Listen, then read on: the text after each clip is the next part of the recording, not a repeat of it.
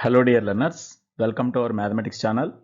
10th class mathematics second chapter అయినటువంటి sets అనే chapter లో ఫస్ట్ ఎక్సర్సైజ్ కి ముందు ఉన్నటువంటి ప్రీ కాన్సెప్ట్స్ అన్నిటినీ గత రెండు వీడియోస్ లో మనం చేయడం జరిగింది.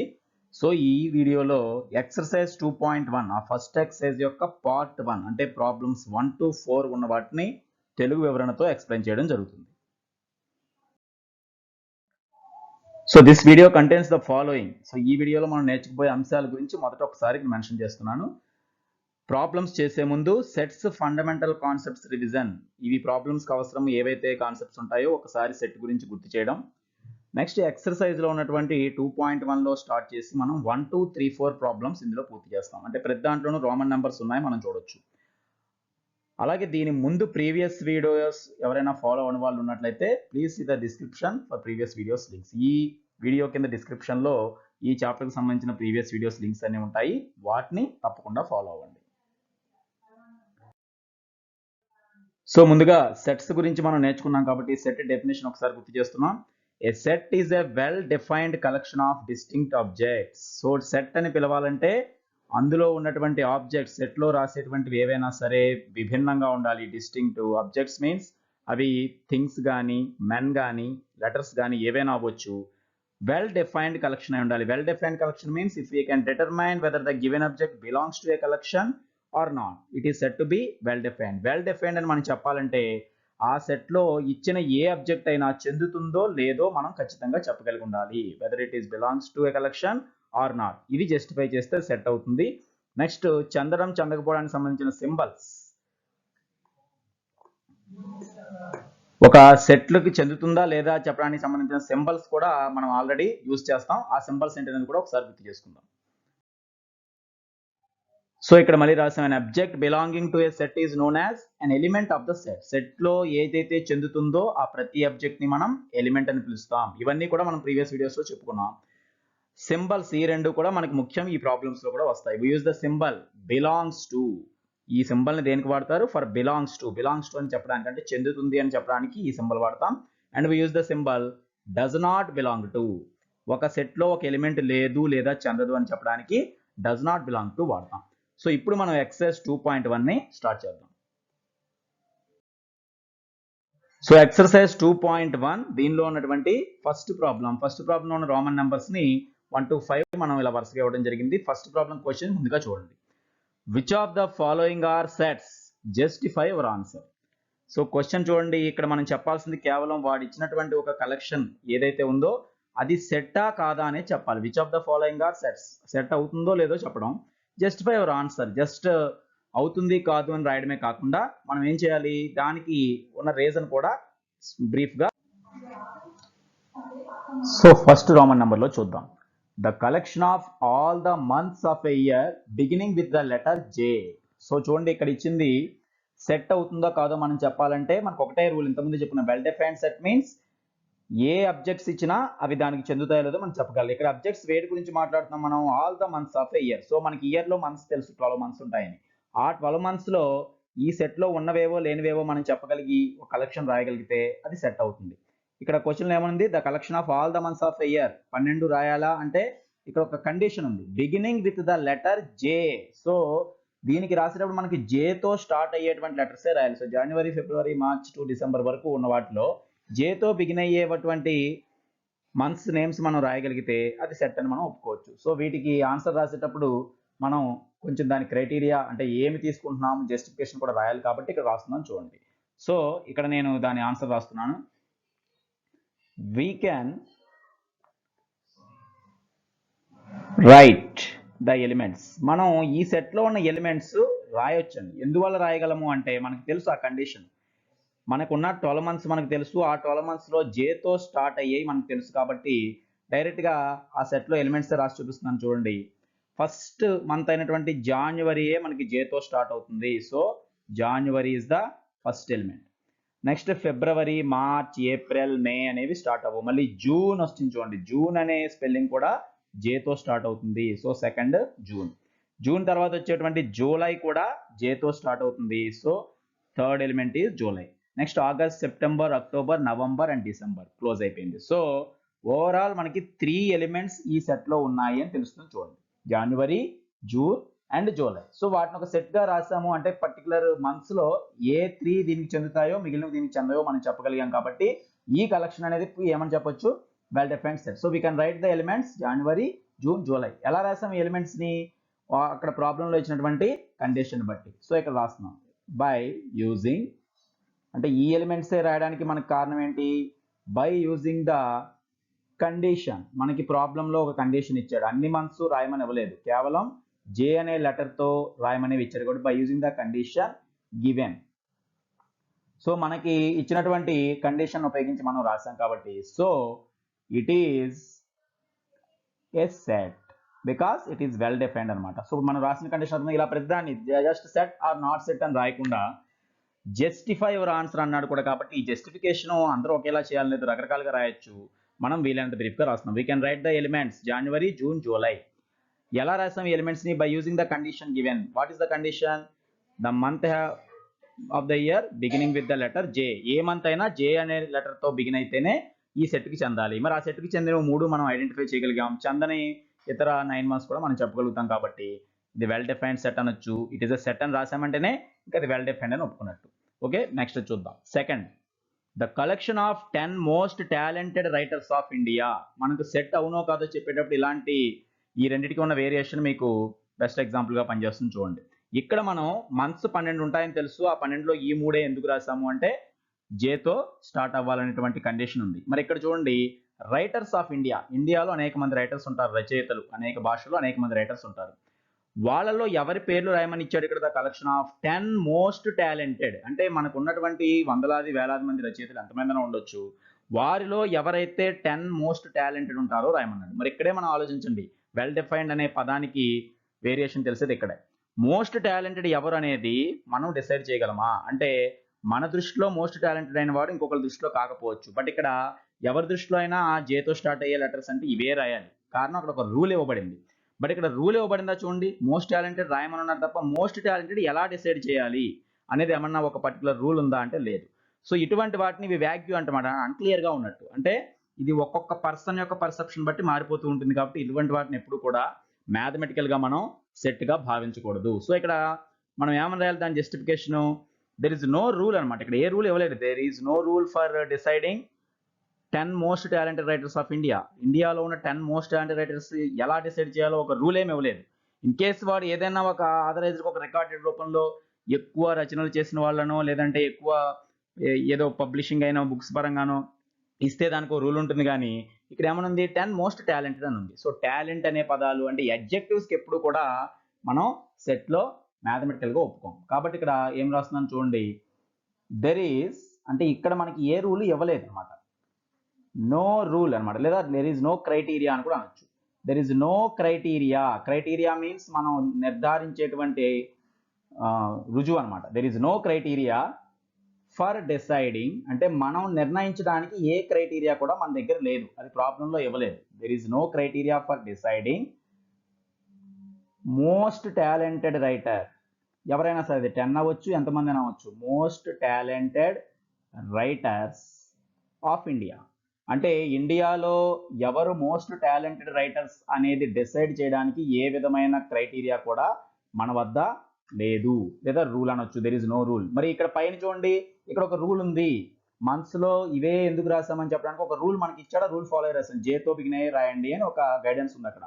బట్ ఇక్కడ ఏమనుంది, 10 మోస్ట్ టాలెంటెడ్. సో ఎవరు మోస్ట్ టాలెంటెడ్ అనేది అందరి దృష్టిలో ఒకే విధంగా ఉండదు ఇది, కాబట్టి ఏ రూలు ఇక్కడ లేనట్టు, కాబట్టి ఇది వెల్ డిఫైన్డ్ అయినట్ట కాదు. సో అదే విషయం ఇక్కడ రాస్తున్నాం. So it is not well defined.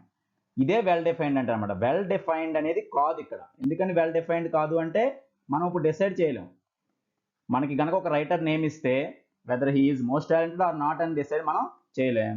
So it is not a set. Final గా ఇది ఒక సెట్ కాదు అని చెప్తాం. సో ఇక్కడ మీకు ఈ స్క్రీన్ మీద కనిపిస్తున్న ఈ రెండిట్లోనే ఒకటి సెట్ అయ్యింది ఉంది, ఒకటి కాంది.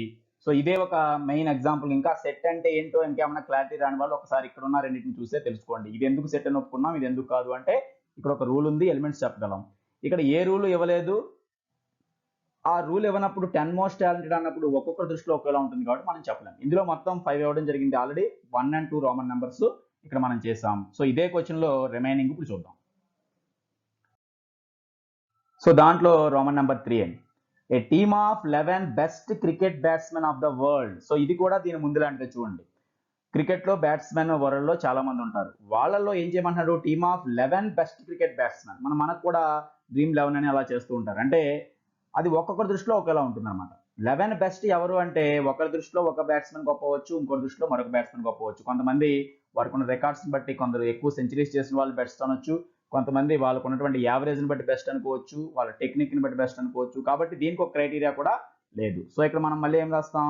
ఇక్కడ కూడా మనకి ఏ రూలు ఇవ్వలేదు. There is no rule or no criteria. ఏది క్రైటీరియా తీసుకోవాలి అనేటువంటిది స్పష్టంగా మనకి ఇచ్చిన దాంట్లో లేదు. దేనికి? ఫర్ డిసైడింగ్, మనం డిటర్మైన్ చేయడానికి కానీ డిసైడింగ్ చేయడానికి కానీ లేదు. For deciding the best cricket batsmen అంటే ఎవరు బెస్ట్ అని మనం సెలెక్ట్ చేద్దాము అంటే అక్కడ ఏ రూలు మనకు అందుబాటులో లేదు. అయితే విడివిడిగా ఎవరి ఇండివిజువల్గా వాళ్ళకి కొన్ని రూల్స్ పెట్టుకోవచ్చు, కానీ ఇక్కడ ఓవరాల్గా అందరికీ జనరలైజ్ అనేది సెట్ అనమాట. The best cricket batsmen of the world అంటే ఎవరు బెస్ట్ క్రికెట్ బ్యాట్స్మెన్ డిసైడ్ చేయడానికి అవసరమైనటువంటి క్రైటీరియా మనకి ఇవ్వలేదు. సో ఇంతకుముందులానే it is not well defined అంటే ఇది వెల్ డిఫైన్డ్ కాదు. అంటే ఎవరిని తీసుకోవాలనేది ఇక్కడ క్లారిటీ లేదు. సో వెల్ డిఫైన్డ్ కానిది ఎప్పుడు మ్యాథమెటికల్గా మనం సెట్ అని పిలవము. thus it is not a set. So ఏ విధంగా రాసినప్పటికీ ఇది సెట్ కాదు అనే విషయం మనం రాస్తున్నాం. అయితే ఆ సెట్ కాదు అని రాయడానికి ఉన్నటువంటి జస్టిఫై యువర్ ఆన్సర్ అన్నట్టు కాబట్టి వీలైనంత వరకు ఆ మీనింగ్ వచ్చేలాగా కరెక్ట్గా రాస్తుంటుంది. There is no criteria for deciding the best cricket batsmen of the world అంటే ఎవరు బెస్ట్ క్రికెట్ బ్యాట్స్మెన్ డిసైడ్ చేయడానికి అవసరమైన క్రైటీరియా మనకి ఇవ్వలేదు కాబట్టి అది వెల్ డిఫైన్డ్గా లేదు కనుక అది ఒక సెట్ కాదు అని మనం చెప్తాం. ఇక నెక్స్ట్ రోమన్ నెంబర్ 4 అండి. The collection of all boys in your class. ఇక్కడ ఈ రెండింటికి కూడా స్పష్టమైన తేడా మీరు గమనించవచ్చు. చాలా మంది బ్యాట్స్మెన్ వరల్డ్లో ఉంటారు, బట్ బెస్ట్ 11 రాయమంటే ఎవరి పేర్లు రాయాలో మనకు క్లారిటీ లేదు. బట్ ఇక్కడ ఏమన్నాడు? ఏ క్లాస్ అనేది మెన్షన్ చేస్తే ఎవరికి వాళ్ళకి ఇక్కడ ఏమన్నాడు? Your class. So A person మనం అడిగినా అక్కడ వారు ఒక క్లాస్కి చెంది ఉన్నట్లయితే ఆ క్లాస్లో ఉన్నటువంటి బాయ్స్ యొక్క నేమ్స్ అన్ని రాయనమాట. కలెక్షన్ ఆఫ్ ఆల్ బాయ్స్ అంటే ఆ క్లాస్లో ఉన్న బాయ్స్ అందరినీ ఒక సెట్గా చేస్తే సరిపోతుంది. మరి ఏ క్లాస్లో చూసినా ఏ క్లాస్కి చెందిన వాళ్ళకైనా వాళ్ళ క్లాస్లో ఉన్నటువంటి బాయ్స్ని డిసైడ్ చేయడం అనేది మరి రూల్ ఇచ్చినట్ట కాదా ఆలోచించండి. అది కష్టమైన పని. ఒకవేళ ఆ క్లాస్లో బాయ్సే లేకపోయినా కూడా అది మనం డిసైడ్ చేస్తున్నాం అందులో ఉన్నారు లేదా లేదు అని. కాబట్టి collection of all boys in our class అనేది కంపల్సరీగా సెట్ అవుతుంది. మరి ఎందుకు అవుతుంది? ఇక్కడ ఇది వెల్ డిఫైన్డ్ అనమాట. అంటే anyone can write the names of all boys in there class. వాళ్ళ క్లాసుల్లో ఉన్న బాయ్స్ నేమ్స్ రాయమంటే ఇన్ కేసు వాళ్ళకి తెలియకపోయినా రికార్డెడ్గా చూసి కూడా రాయవచ్చు. కాబట్టి దీన్ని మనం సెట్ అని ఒప్పుకుంటాం. అంటే వీళ్ళు ఎవరు వీళ్ళు కాదు అనేది మనం డిసైడ్ చేయగలం. సో ఇక్కడ మనం ఏం రాస్తున్నాం? ఎనీవన్ అంటే దీన్ని కొంచెం ఈజీగా ఉంటుంది రాస్తున్నాం. ఎనీవన్ కెన్ డిటర్మైన్ అంటే ఎవరైనా సరే దీన్ని మనం నిర్ధారించవచ్చు అనమాట. Can determine the list of all boys in there class అంటే ఎవరి క్లాస్లో అయినా ఉన్నటువంటి బాయ్స్ లిస్ట్ని మనం డిటర్మైన్ చేయగలము అంటే అర్థం ఏంటి? నిర్ధారించగలం. వారిలో ఆ బాయ్స్లో వాళ్ళ పేర్లు ఉన్నాయా లేవా అనేది యాజ్ పర్ రికార్డ్స్ అయినా నిర్ధారించగలం, లేదా డైరెక్ట్గా తెలుసుకున్నా నిర్ధారించగలం. కాబట్టి దీనివల్ల ఇది వెల్ డిఫైన్డ్గా ఉన్నట్టే కదా. అంటే ఇక్కడ వెల్ డిఫైన్డ్ దీనికి ఎందుకు లేదో చూడండి. ఇక్కడ బెస్ట్ క్రికెట్ బ్యాట్స్మెన్ రాయమన్నాం కాబట్టి వెల్ డిఫైన్డ్ కాదు. అదే క్రికెట్ బ్యాట్స్మెన్ అంటే మళ్ళీ వెల్ డిఫైన్డ్ అవుతుంది. ఓన్లీ క్రికెట్ బ్యాట్స్మెన్ అంటే ప్రతి కంట్రీలో ఆథరైజ్డ్గా ఇంటర్నేషనల్ గేమ్స్ అండ్ బ్యాట్స్మెన్ ఎవరో పేర్లు రాయమంటే అలా రాసేయచ్చు. కానీ ఇక్కడ చూడండి, ఇక్కడ కూడా ఆల్ బాయ్స్ అన్నాడు కాబట్టి సెట్ అయింది. ఇదే ఆల్ తీసేసి ఇక్కడ కూడా బెస్ట్ బాయ్స్ అనో లేదంటే క్లవర్ బాయ్స్ అనో టాలెంటెడ్ బాయ్స్ అనో ఇచ్చారనుకోండి, మనం కూడా మళ్ళీ చెప్తాం వాళ్ళలో ఎవరు టాలెంటెడ్ ఎవరు క్లవర్ అనేది ఓ పర్టికులర్ రూల్ లేదు. బట్ ఇక్కడ ఆల్ బాయ్స్ ఉంది కాబట్టి ఇది సెట్ అవుతుంది. సో ఇన్ దేర్ క్లాస్ అని రాస్తాం. నెక్స్ట్ ఏం రాస్తాం? So it is well defined. ఇలా ఉంది కాబట్టి అది ఆటోమేటిక్గా ఎలా ఉన్నట్టు? వెల్ డిఫైన్డ్ అయినట్టే. ఎందుకని? వాళ్ళ క్లాస్లో ఉన్నటువంటి బాయ్ అయితే చాలు. క్రైటీరియా ఇక్కడ ఉంది క్లియర్గా, బాయ్ అయితే చాలు ఇక్కడ. So it is a set. ఆ పై దాంట్లో చూడండి, అక్కడ బ్యాట్స్మెన్ అయితే సరిపోదు, ఇక్కడ బ్యాట్స్మెన్ అయితే సరిపోదు, బెస్ట్ అవ్వాలి. బెస్ట్ అవ్వడానికి రూల్ మనకు తెలియదు. బట్ ఇక్కడ ఆల్ బాయ్స్ అన్నాడు, జస్ట్ బాయ్ అయితే చాలు, అది మనం ఆథరైజ్గా నిర్ధారించవచ్చు కాబట్టి అది ఒక సెట్ అని ఒప్పుకుంటాం. ఇక లాస్ట్ చూడండి, the collection of all even integers. ఇది ఇక డైరెక్ట్గా మ్యాథమెటిక్స్కి సంబంధించింది. ఈవెన్ ఇంటీజర్స్ అంటే మనకు ఐడియా ఉంటుంది. ఈవెన్ నెంబర్ అని ఏది పిలిచినా మనకి 2 టేబుల్తో ఎగ్జాక్ట్లీ డివిజిబుల్ అయ్యే వాటిని ఈవెన్ అంటామని మనకు తెలుసు కాబట్టి దీనికి ఒక పర్టికులర్ డెఫినేషన్ ఉంది. సో అందువల్ల ఈ కలెక్షన్ మనం ఏమని పిలవచ్చు, అది ఇన్ఫినిట్గా ఉన్నప్పటికీ ఒక నెంబర్ మనకి ఇస్తే అది ఈవెనా కాదా మనం డిసైడ్ చేయగలం కదా. ఇది ఒకటే ఆలోచించండి, ఒక నెంబర్ మనకి ఇస్తే అది ఈవెనా కాదా మనం డిసైడ్ చేయగలం. Because if it is divisible by 2 it is even, if it is not divisible by 2 it is odd. కాబట్టి దీనికి ఒక పర్టికులర్ రూల్ మన దగ్గర ఉంది కనుక అదే విషయం ఇక్కడ రాస్తున్నాం చూడండి.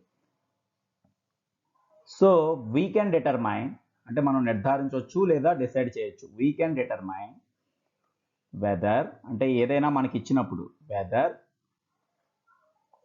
ఏ గివెన్ ఇంటీజర్, మనకి ఏదైనా ఇంటీజర్ కనుక మనకి ఇచ్చినట్లయితే, ఇంటీజర్స్ లో అనేకం ఉన్నాయి పాజిటివ్ నెగిటివ్ కూడా, whether a given integer is even or not, అది ఈవెన్ అవుతుందా కాదా అనేది మనకి డిసైడ్ చేయగలం. బికాజ్ ఎందువల్ల డిసైడ్ చేయగలం, ఈవెన్ నెంబర్ కి ఒక డెఫినేషన్ ఉంది. Even number must be in the form of 2 into k, some k belongs to z ఈ రూపంలో ఉంటుంది తెలుసు కదా. ఇప్పుడు ఈవెన్ నెంబర్ అన్నామంటే సపోజ్ ఏదో ఒక 2n ఈ రూపంలో ఉండాలి, n belongs to z. ఇది మనకున్న రూల్ అనమాట. ఇక్కడ నేను రఫ్ గా చూపిస్తున్నాను. ఈవెన్ నెంబర్ అని ఎలా డిసైడ్ చేయగలం చెప్తున్నామంటే బికాజ్ ఈవెన్ నెంబర్ కి ఒక ఫార్మాట్ ఉంది. 2n ఫామ్ లో ఉన్నవన్నీ ఈవెన్ నెంబర్స్, n బదులు ఎనీ ఇంటీజర్ మనం తీసుకోవచ్చు. ఇప్పుడు n ప్లేస్ లో ఇక్కడ 3 రాసుకున్నాం అనుకోండి, 2 3s are 6, so 6 even number అంటున్నాం. అలా రాయలేనివన్నీ కూడా ఆడ్ నెంబర్. సో మీకు ఏ నెంబర్ ఇచ్చినా whether it is even or not అనేది మనం డిసైడ్ చేయగలుగుతున్నాం. డిసైడ్ చేయగలుగుతున్నాము అంటే అది వెల్ డిఫైన్డ్ అయినట్లే. కాబట్టి ఈ సెట్ లో ఏ ఎలిమెంట్స్ ఉన్నాయో లేవో మనం చెప్పగలం కనుక ఇది ఒక సెట్ అని ఒప్పుకోవచ్చు. సో అక్కడ it is a well defined set అన్నమాట. So it is well defined set అని కూడా మనం రాసేయచ్చు, లేదా it is well defined so it is a set అని కూడా రాయొచ్చు. ఓకే, దీనికి రాయడంలో మనకి ఈ స్టేట్మెంట్ అటు ఇటుగా ఎవరి పర్సెప్షన్ లో వాళ్ళు రాసినా ఇబ్బంది లేదు. బట్ మెయిన్ కండిషన్ మనకి అది సెట్టో కాదో చెప్పాలి, దానికి ఉన్న రీజన్ కొంచెం జస్టిఫై చేయాలి. ఈవెన్ ఎందుకు సెట్ అన్నామంటే దానికి పర్టికులర్ ఈ ఫార్మేట్ ఒక రూల్ ఉంది కనుక ఏదైనా ఈవెనా కాదా డిసైడ్ చేయడానికి మనకు ఒక క్రైటీరియా ఉంది. పైగా ఇంటీజర్స్ అన్ని 2 టేబుల్ బేస్ చేసుకుంటే ఓన్లీ 2 టైప్స్ ఉంటాయి, అయితే ఈవెన్ అవుతాయి లేదా ఆడ్ అవుతాయి. కాబట్టి ఇది మనం వెల్ డిఫైన్డ్ సెట్ గా చెప్పుకోవచ్చు. సో దీంతో ఇందులో ఉన్నటువంటి ఫస్ట్ ప్రాబ్లం మనకు కంప్లీట్ అయింది. ఈ ఫస్ట్ ప్రాబ్లం అన్ని కూడా ఏంటంటే సెట్సా కాదా అని మాత్రమే మనల్ని అడగడం జరిగింది. ఓకే, నెక్స్ట్ ప్రాబ్లం చూద్దాం.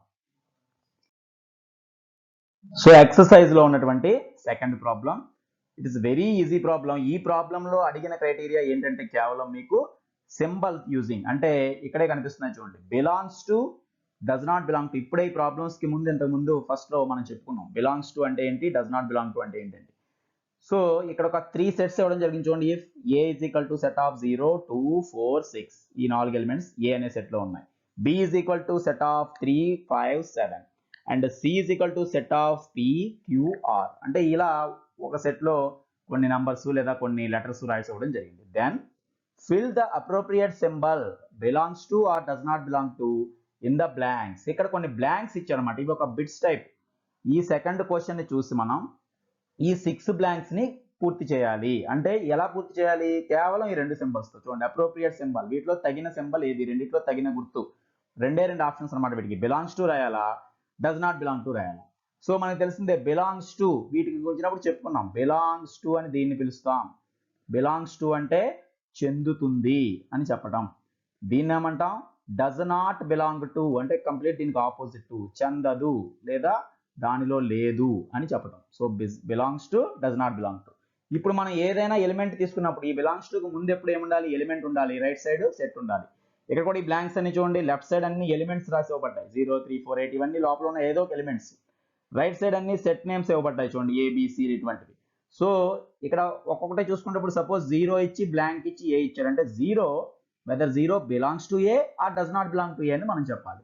ఆ విషయం అలా చెప్తాం, ముందు ఆ సెట్ వెతుక్కోండి. ఏ గురించి మాట్లాడుతున్నాం, ఏ అనే సెట్ చూడండి, ఏ సెట్ లోని ఎలిమెంట్స్ చూస్తాం. 0 గురించి ఇక్కడ అడిగారు, 0 ఉందా లేదా, కేవలం మనం చూసే చూడండి ఎంత చాలా సింపుల్ గా 0 ఆ సెట్ లో ఉంటే బిలాంగ్స్ టు రాస్తాం, లేకపోతే దానికి చెందకపోతే డస్ నాట్ బిలాంగ్ టు రాస్తాం. ఇక్కడ ఇచ్చినవన్నీ రోస్టర్ ఫామ్స్ లో, అంటే డైరెక్ట్ గా సెట్ లో ఎలిమెంట్స్ క్లియర్ గా కనిపిస్తున్నాయి కాబట్టి ఇక్కడ మనం డిసైడ్ చేయడానికి ఏమాత్రం ఇబ్బంది లేదు.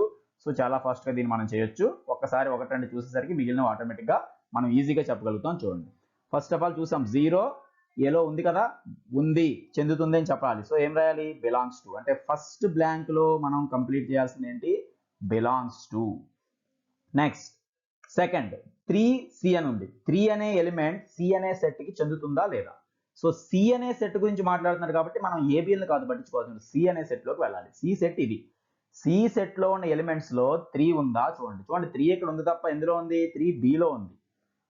3బిలో ఉంది. బట్ ఇక్కడ దేని గురించి అడిగాడు? సి గురించి. కాబట్టి మనం అది జాగ్రత్తగా చూసుకోవాలి. సి అనే సెట్ గురించి మాట్లాడుతున్నాం కాబట్టి సి సెట్లో ఉన్న ఎలిమెంట్స్లో ఎక్కడైనా మనకి 3 కనిపించిందా? లేదు, దానికి చెందదు. సో చెందదు అనే విషయం అక్కడ మనం చెప్పాలి. So 3 does not belong to C. 3 అనే ఎలిమెంట్ సికి చెందదు. నెక్స్ట్ 4 బ్లాంక్ బి ఇచ్చాడు. సో అంటే మనం ఏంటి 4 అనే ఎలిమెంట్ గురించి ఆలోచించాలి, బి అనే సెట్ని బట్టి చెప్పాలి. సో ఇక్కడ ఏబిసిలో బి సెట్ చూడండి. బి సెట్లో ఉన్న ఎలిమెంట్స్ ఈ 3 ఉన్నాయి. బట్ మనకు అడిగింది ఏంటి? 4 అనే ఎలిమెంట్ బి అనే సెట్కి చెందుతుందా లేదా? చూడండి బి అనే సెట్లో మీకు ఎక్కడైనా 4 కనిపించిందా అంటే ఇక్కడ చూస్తే క్లియర్గా మనకు అర్థమవుతుంది, లేదు, చెందదు అని చెప్పాలి. సో చెందదు అనడానికి డస్ నాట్ బిలాంగ్ టు, కాబట్టి ఇది కూడా 4 does not belong to B. Next 8 belongs to A or does not belong to A మనం చెప్పాలి. 8 ఏ అన్నాడు కాబట్టి మళ్ళీ ఏ సెట్లో చూడండి. ఏ సెట్లో 8 అనే నెంబర్ ఉందా? అలా ఎక్కడెక్కడ 8 లేదు. మనం చూడాల్సింది ఓన్లీ ఏ సెట్ గురించి అయినప్పటికీ ఏ అనే సెట్లో 8 అనే ఎలిమెంట్ చెందుతుందా లేదా అదొకటే మనకు కావాలి. 8 is not in the set of A అంటే ఏ అనే సెట్లో 8 లేదు. సో ఆ లేదు అని చెప్పడానికి మళ్ళీ ఇక్కడ కూడా ఏం రాస్తాం? Does not belong to. 8 ఏకి చెందదు. Next 5th one, small p does not belongs to సియా ఆర్ బిలాంగ్ టు సియా మనం చెప్పాలి. అంటే p అనే ఎలిమెంట్ ఈ సి అనే సెట్కి చెందుతుందా లేదా? సో సి అనే సెట్లోకి వెళ్ళండి. సి అనే సెట్ ఇది. సి సెట్లో మనకి చూడండి స్మాల్ p qr అనే 3 ఎలిమెంట్స్ ఉన్నాయి. మరి ఇక్కడ అడిగింది p అనేటువంటి ఎలిమెంట్ గురించి. p అనే ఎలిమెంట్ ఉంది కదా చూడండి, there is an element p in the set C. C అనే సెట్లో p అనేది ఒక ఎలిమెంట్ గా ఉంది కాబట్టి ఇక్కడ చెందుతుంది లేదా ఉంది అని రాయాలి. కాబట్టి ఇక్కడ ఏం రాస్తాం? మళ్ళీ p belongs to C. p అనేది చెందుతుంది. చూడండి కొన్ని చెందన ఉన్నాయి, కొన్ని చెందే ఉన్నాయి. Last 7 blank B. So B అనే సెట్ వెతకండి. బి అనే సెట్ ఇది. బి సెట్ లో ఉన్న 3 ఎలిమెంట్స్ లో 7 అనేది ఒక ఎలిమెంట్ గా ఉందా లేదా? చూడండి 7 is already there in B. అంటే బి అనే సెట్ లో 7 ఉంది అని చెప్పాలి. కాబట్టి ఇక్కడ కూడా ఏం రాయాలి? 7 బిలాంగ్స్ టు బి. సో మొత్తం మీరు చూసినట్లయితే ఈ ఒక్క ప్రాబ్లం వల్ల ఇంకెవరికైనా డౌట్ ఉన్న వాళ్ళకి belongs to or does not belong to usage ఎలా ఉంటుంది అనేది మనం ఈజీగా చెప్పొచ్చు. ఆ సెట్లో ఉంటే బిలాంగ్స్ టు చెప్పడం, ఆ సెట్లో లేకపోతే డస్ నాట్ బిలాంగ్ టు చెప్పడం అనమాట. దీంతో సెకండ్ ప్రాబ్లం అనేది మనకి కంప్లీట్ అయింది. Next problem. సో ఎక్సర్సైజ్ లో థర్డ్ ప్రాబ్లం చూడండి. ఈసారి అడిగిన క్వశ్చన్ ఏంటి?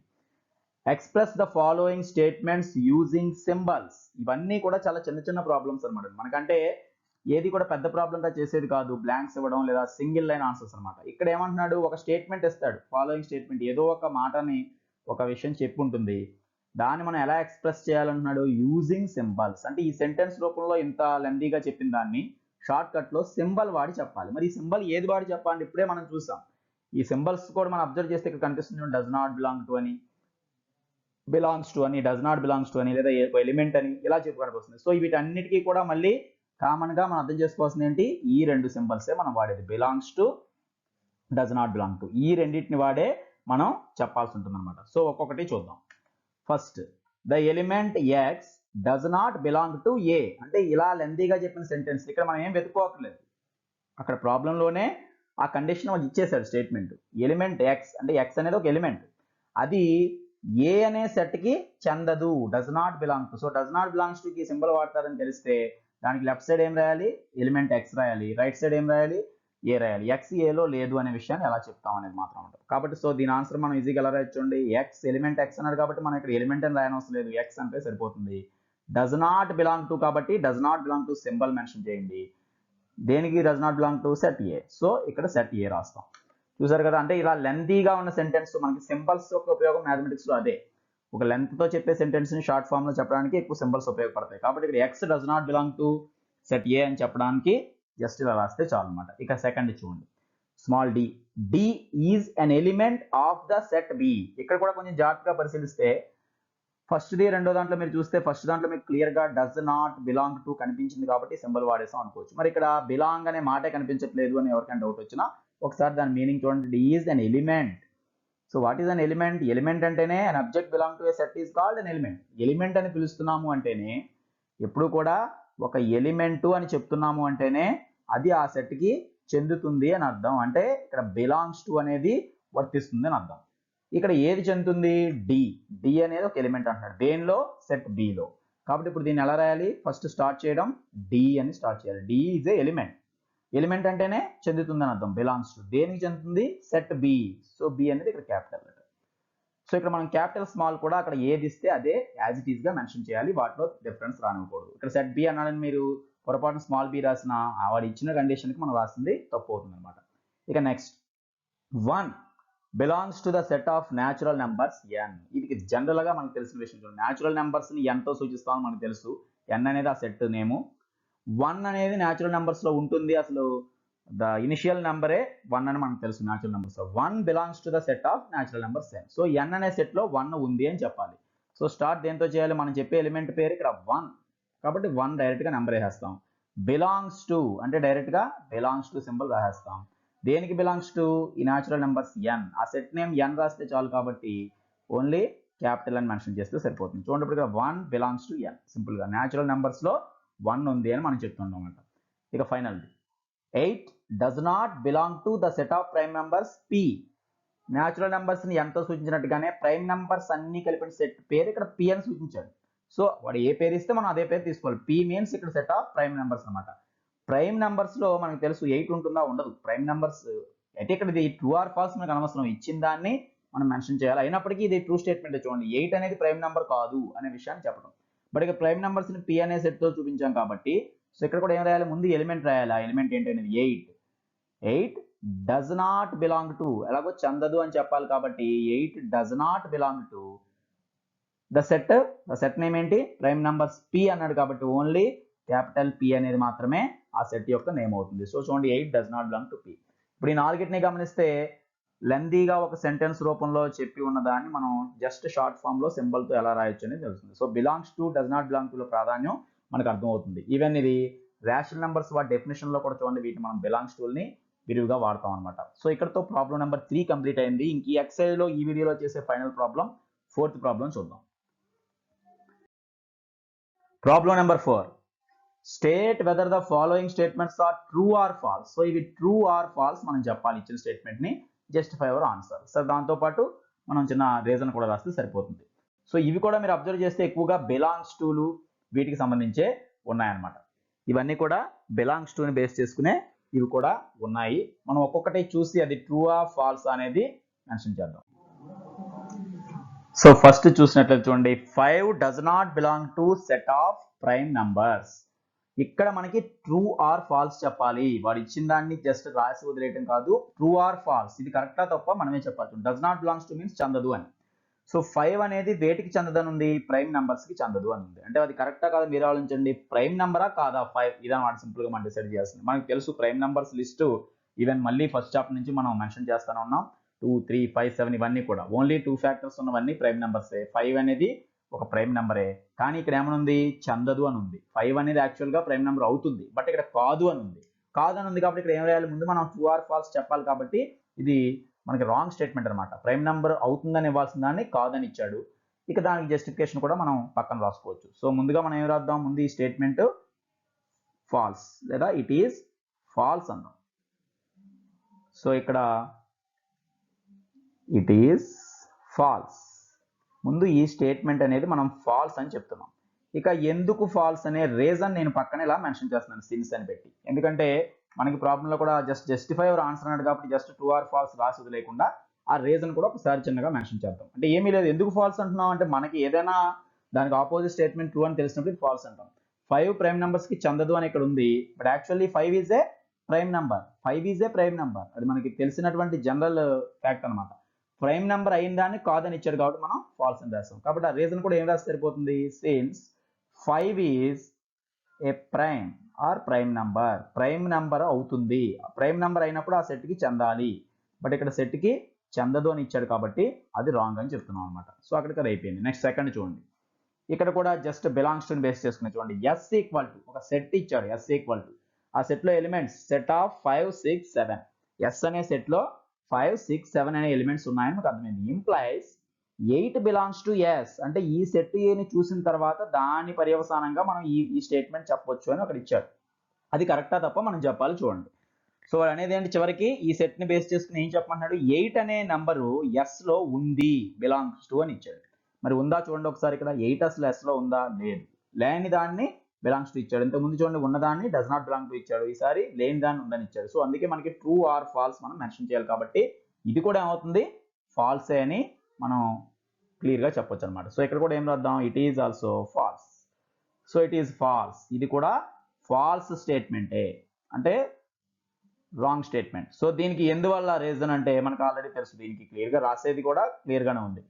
8 బిలాంగ్స్ టు అని ఉంది, బట్ 8 అనే ఎలిమెంట్ ఎస్ లో ఉందా, లేదు. అంటే 8 is not an element of the set S, అదే విషయం మనం ఇక్కడ రాస్తాం.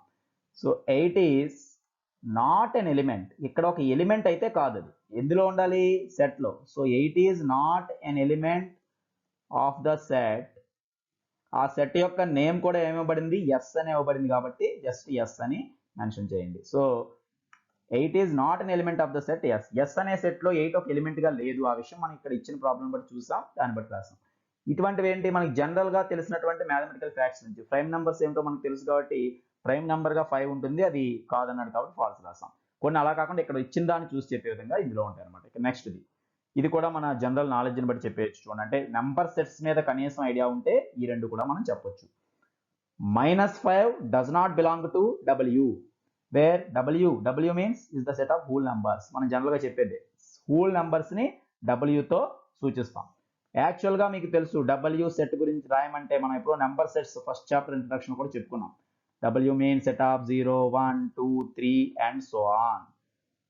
ఇది మనకి ఐడియా ఉండాలి. హోల్ నంబర్స్ మీన్స్ 0తో స్టార్ట్ అవుతాయి, ఇంకా అక్కడి నుంచి మిగిలిన న్యాచురల్ నంబర్స్ అన్ని కూడా వస్తాయి. మరి ఇందులో మైనస్ నెంబర్స్ కి చోటు ఉంటుందా అంటే, నెగిటివ్ ఇంటీజర్స్ అసలు ఇందులో ఉంటాయా, నెగిటివ్ నెంబర్స్ ఉంటాయా అంటే ఉండవని మనకు తెలుసు. 0తోనే స్టార్ట్ అయ్యే మనకి హోల్ నెంబర్స్. మరి ఇక్కడ ఏమనుంది, -5 does not belong to W అనే ఉంది. అంటే అక్కడ -5 ఈ సెట్ లో ఉందా, లేదు. ఇక్కడ కూడా అదే విషయం చెప్పాడు చూడండి, ఉందని అనడం లేదు. -5 does not belong to W, అంటే W అనే సెట్ లో హోల్ నెంబర్స్ లో -5 లేదు అంటున్నాడు. లేదనేది కరెక్టే కదా, ఉంది అంటేనే రాంగ్ అవుతుంది. లేదు అని ఇచ్చాడు కాబట్టి ఇది కరెక్ట్ అనమాట. సో ఈ స్టేట్మెంట్ ని ట్రూ ఆర్ ఫాల్స్ లో ఏం రాయాలి, మనం ట్రూ అనే రాయాలి. సో అదే విషయం నేను రాస్తున్నాను, ఇట్ ఈస్ ట్రూ. ఎందువల్ల ట్రూ అని మనం చెప్పగలం అంటే, ఇక్కడ W అంటే ఏంటో కూడా మనం రాస్తాం. సో W సెట్ గురించి రాసేటప్పుడు ఏమని రాస్తాం, నెగటివ్ నెంబర్స్, ఇంకా క్లియర్ గా రాయాలంటే -5 అని కదా ఏమన్నమాట, నెగటివ్ నెంబర్స్ లేదా negative integers does not belong to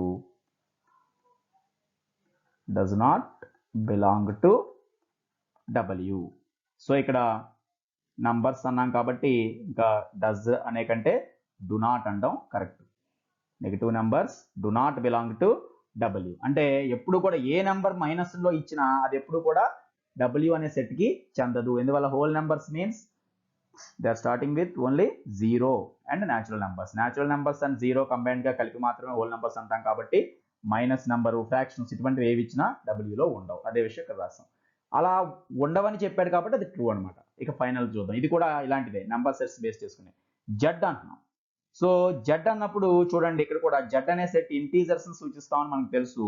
మీరు ఎప్పుడైనా జెడ్ సెట్ ని రాయమంటే అందుకే మనం కూడా ఏం చూపిస్తాం రోస్టర్ ఫామ్ లో అంటే, ఇది 0 మిడిల్ లో ఉండి 0కి రైట్ సైడ్ ఇలా పాజిటివ్ నెంబర్స్, అలాగే left side negative numbers -1, -2, -3 and so on ఇటు కూడా ఉంటుంది. అంటే ఈ సెట్ ఒక బోత్ సైడ్స్ కూడా ఇన్ఫినిట్ సెట్స్ అన్నమాట, రైట్ సైడ్ లెఫ్ట్ సైడ్. ఇవంటే 0తో స్టార్ట్ అవుతాయి, వీటికి స్టార్టింగ్ ఎండింగ్ కూడా ఉండదు. అంటే 0కి కుడివైపు అనంతంగా ఇన్ఫినిట్ గా పెరుగుతూ ఉంటాయి, ఎడం వైపు అనంతంగా తగ్గుతూ వెళ్తుంటాయి. కాబట్టి ఈ సెట్ లో ఫైనల్ గా ఏమని చెప్తున్నాడు, ఇక్కడ 8/11 అనేటువంటి ఒక ఫ్రాక్షన్ ఫామ్ లో ఉంది. 8/11 బిలాంగ్స్ టు జెడ్ అంటుంది. సో 8/11 ఏమైనా క్యాన్సిల్ చేయగలమా, కరెక్ట్ గా చూడండి, అది కూడా లేదు, క్యాన్సిల్ అవ్వదు. సో ఇక్కడ ఇది కంపల్సరీ దీని యొక్క P/Q ఫామ్ లో ఉంది, సింప్లిఫైడ్ ఫామ్ లో ఉంది. ఇది క్యాన్సిల్ చేస్తే డెసిమల్స్ వస్తున్నాయి తప్ప కరెక్ట్ గా క్యాన్సిల్ అవ్వట్లేదు. మనం అబ్జర్వ్ చేస్తే మనకి N కానీ W కానీ Z కానీ ఎప్పుడు కూడా డెసిమల్ పార్ట్ ఏమీ ఉండకూడదు అందులో. అంటే ఫ్రాక్షన్ గా రాసినా కూడా కరెక్ట్ గా క్యాన్సిల్ అయిపోవాలి. డెసిమల్ పార్ట్ ఉన్నది ఏది కూడా ఇంటీజర్ అవ్వదు. డెసిమల్ పార్ట్ 0 తప్ప ఏమి ఉండకూడదు. మరి ఇక్కడ మనం చేస్తే 0 పాయింట్ సంథింగ్ వస్తుంది.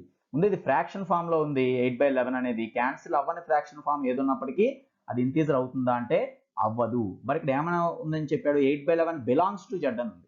అంటే 8/11 జెడ్ లో ఉంది అని చెప్తున్నాడు. మరి ఇక్కడ చూడండి, 8/11 మీకు ఎక్కడైనా అంటే ఇలా రాసుకుంటూ వెళ్ళేటువంటి నెంబర్స్లో 8/11 ఎక్కడైనా వచ్చే ఛాన్స్ ఉందా అంటే రాదు. Any fraction which cannot be cancelled, అంటే ఏదైతే క్యాన్సిల్ చేయలేని ఫ్రాక్షన్ ఏది కూడా ఇంటీజర్లో ఉండదు. కాబట్టి అది ఇక్కడ ఇచ్చింది కూడా మళ్ళీ ఏమవుతుంది, ఫాల్స్ అని మనం రాయాల్సి ఉంటుంది అనమాట. So it is false. It is false. Since ఎందుకని రాద్దాం అంటే జెడ్ అనేది మనం ఇంతకుముందే చెప్పుకున్నట్టుగా జెడ్ అనేది ఇంటీజర్స్లో ఏది కూడా ఇలా ఇది చేస్తే డెసిమల్ పార్ట్ వస్తుంది, అది కూడా నాన్ టెర్మినేటింగ్ డెసిమల్ వస్తుంది. సరే అది రాయొచ్చు, లేదంటే ఇది ఏమవుతుంది అసలు యాక్చువల్గా ఇది ఒక రేషనల్ నెంబర్ అవుతుంది. అలా అని ఇంటీజర్ అనేది కూడా రేషనల్ నెంబర్ అవ్వవచ్చు. బట్ ఇక్కడ మనం రాయాల్సింది ఏంటంటే 8/11 అనేది ఇంటీజర్స్లో లేదు అనడానికి ఏంటంటే 8/11 అనేది మనం కన్వర్ట్ చేసినప్పటికీ నాన్ టెర్మినేటింగ్ డెసిమల్ అవుతుంది. డెసిమల్ పార్ట్లో 0 పాయింట్ సంథింగ్ అలా వస్తుంది. మనం చూడండి 8/11 మీరు భాగించి చూసినా తెలుస్తుంది, లేదంటే బైలో ఉన్నటువంటి ప్రైమ్ నెంబర్ని చూసే మనం చెప్పొచ్చు. మనం ఆల్రెడీ ఫస్ట్ పార్ట్ చెప్పుకున్నప్పుడు ఫస్ట్ చాప్టర్లో ఇది మెన్షన్ చేస్తాం. ఎప్పుడు కూడా p/q ఫామ్లో ఉన్నప్పుడు ఈ q అనేది 2n 5n ఈ మోడల్లో ఉంటేనే అది టెర్మినేట్ అవుతుంది. టెర్మినేట్ మీన్స్ ఎక్కడ చూడ డెసిమల్ పార్ట్ ఎండ్ అయిన అవుతుంది. బట్ ఇక్కడ డెసిమల్ పార్ట్ ఎండ్ అవ్వకపోవడం కూడా మనకు అవసరం లేదు. అసలు డెసిమల్ పార్ట్ ఉండకూడదు ఇంటీజర్స్లో. పైగా ఇది నాన్ టెర్మినేటింగ్ డెసిమల్ కనుక నాన్ టెర్మినేటింగ్ డెసిమల్స్ మొత్తానికి ఇంటీజర్స్ కావు, టెర్మినేటింగ్ డెసిమల్స్ కూడా కావు కొన్ని. బట్ ఇక్కడ మనకు తెలుసు కాబట్టి స్పష్టంగా ఇది ఇంటీజర్ కాదని చెప్పడానికి ఆ రీజన్ మనం మెన్షన్ చేయొచ్చు. సిన్స్ అక్కడ అందుకే ఏం రాస్తున్నాను, 8/11 is a non terminating decimal.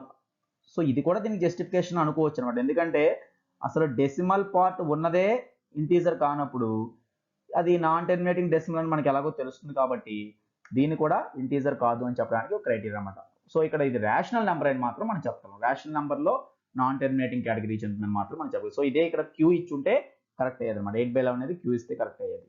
So ఇవి ఈ విధంగా మనం స్టేట్మెంట్ ట్రూ ఆర్ ఫాల్స్ చెప్పడానికి కండిషన్స్తో సహా మెన్షన్ చేస్తాను చూడండి. సో ఇక్కడ ఈ ఎక్సర్సైజ్లో కూడా 8 ప్రాబ్లమ్స్ ఉన్నాయి. మొదటి 4 ఇక్కడ పూర్తి చేస్తాం. సో ఎక్కువ లెంత్ అవుతుందనే ఉద్దేశంతో తర్వాత 4 ప్రాబ్లమ్స్ని మళ్ళీ మనం నెక్స్ట్ వీడియోలో చేస్తాం. దాంతో ఎక్సర్సైజ్ కంప్లీట్ అవుతుంది అనమాట. సో ఈ విధంగా కంటిన్యూస్గా టెక్స్ట్ బుక్ కంటెంట్ని అలాగే మధ్య మధ్యలో మీకు బేసిక్స్ని కూడా అందిస్తున్నాం ఈ ఛానల్లో. So please subscribe this channel. ఇప్పటివరకు చేసుకోకపోతే సబ్స్క్రైబ్ చేసుకోండి. సో వీడియో చూసేటప్పుడు లైక్ చేయడం అలాగే ఇతరులకు షేర్ చేయడం ద్వారా మా ప్రయత్నాన్ని ఎంకరేజ్ చేయండి. So express your valuable opinions in the comment box also. So see you in the next video. Bye.